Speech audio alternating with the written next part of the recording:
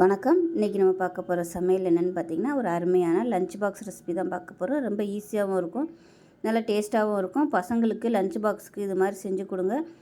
லஞ்சுக்கு ரொம்ப சிம்பிளாக பண்ணணும்னு நினச்சிங்கன்னா இது மாதிரி கூட பண்ணிவிட்டு ஏதாவது ஒரு உருளைக்கிழங்கு வறுவல் கூட சைட் டிஷ்ஷாக வச்சுக்கலாம். ஸோ வாங்க அந்த அருமையான காலிஃப்ளவர் முட்டை ஃப்ரைட் ரைஸ் எப்படி செய்யலாங்கிறத பார்க்கலாம். ஒரு பேன் எடுத்துக்கலாம். இல்லை தேவையான அளவுக்கு எண்ணெய் விட்டுக்கலாம். எண்ணெய் சூடானது ஒரு டீஸ்பூன் போல் சோம்பு சேர்த்துக்கலாம். சோம்பு லைட்டாக பொரிய ஆரம்பிக்கவும் மீடியம் சைஸாக ஒரு பெரிய வெங்காயம் பொடியாக கட் பண்ணதை சேர்த்துக்கலாம்.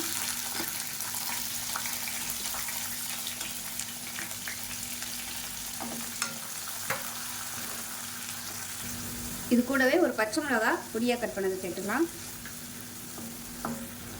இப்போ இதில் கருவேப்பிலை சேர்த்துக்கலாம். அது கூடவே ஒரு டீஸ்பூன் போல் இஞ்சி பூண்டு பேஸ்ட்டு சேர்த்துக்கலாம்.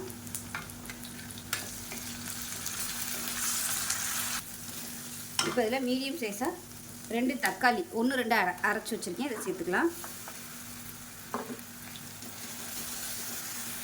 தக்காளி லேசாக வதங்கவும் அரை டேபிள் ஸ்பூன் தனியாத்தூள், அதே போல் அரை டேபிள் ஸ்பூன் மிளகாத்தூள், 1/4 table spoon garam masala, 1/4 table spoon மிளகுத்தூள்.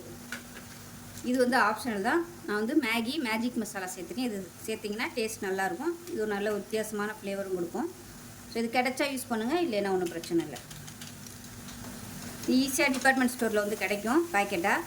எல்லாத்துக்குமே நம்ம யூஸ் பண்ணிக்கலாம். இந்த மாதிரி சாதம் கிளறும்போது சேர்த்தோம்னா பசங்களுக்கு நல்லா விரும்பி சாப்பிடுவாங்க. அடுப்பு குறைச்சி வச்சுட்டு நல்லா வதக்கி விட்டுக்கலாம். இப்போ இந்த மசாலாவுக்கு தேவையான உப்பு சேர்த்துக்கலாம்.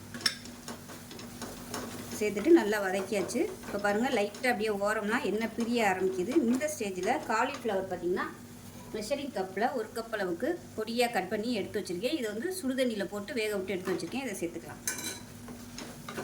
இப்போ இதையும் சேர்த்து நல்லா பரட்டி விட்டுக்கலாம்.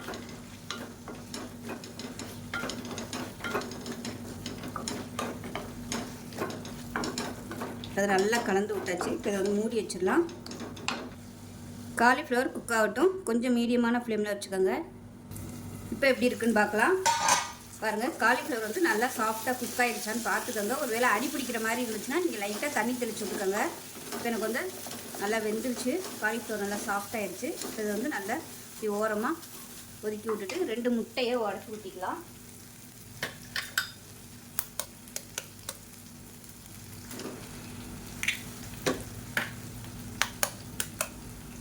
நல்லா கமகமன்னு ரெடி ஆகிடுச்சு. இந்த மசாலாவே சூப்பராக இருக்குது.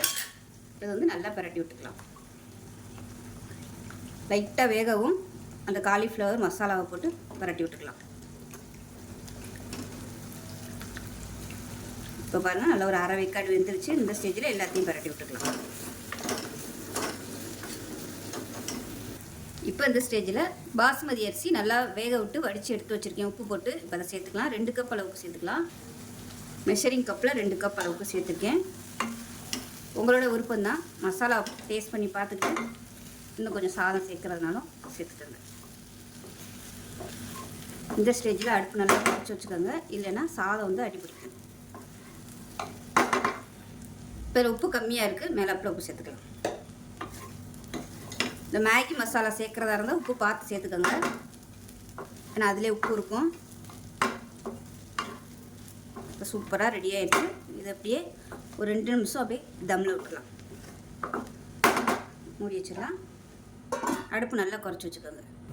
இப்போ 1 நிமிஷம் தம்மில் விட்டாச்சு. இப்போ மேலாப்பில் பொடியாக நறுக்கின கொத்தமல்லியில் சேர்த்துட்டு ஒரு பரட்டி விட்டுக்கலாம். அவ்வளோதான். இப்போ கேஸ் அமர்த்திடுங்க. சூப்பரான காலிஃப்ளவர் முட்டை சாதம் ரெடி ஆயிடுச்சு. ஃப்ரைட் ரைஸ்லாம் கூட தோற்று போயிடும், அவ்வளோ டேஸ்ட்டாக இருக்கும். பசங்க விரும்பி சாப்பிடுவாங்க. ஸோ இதே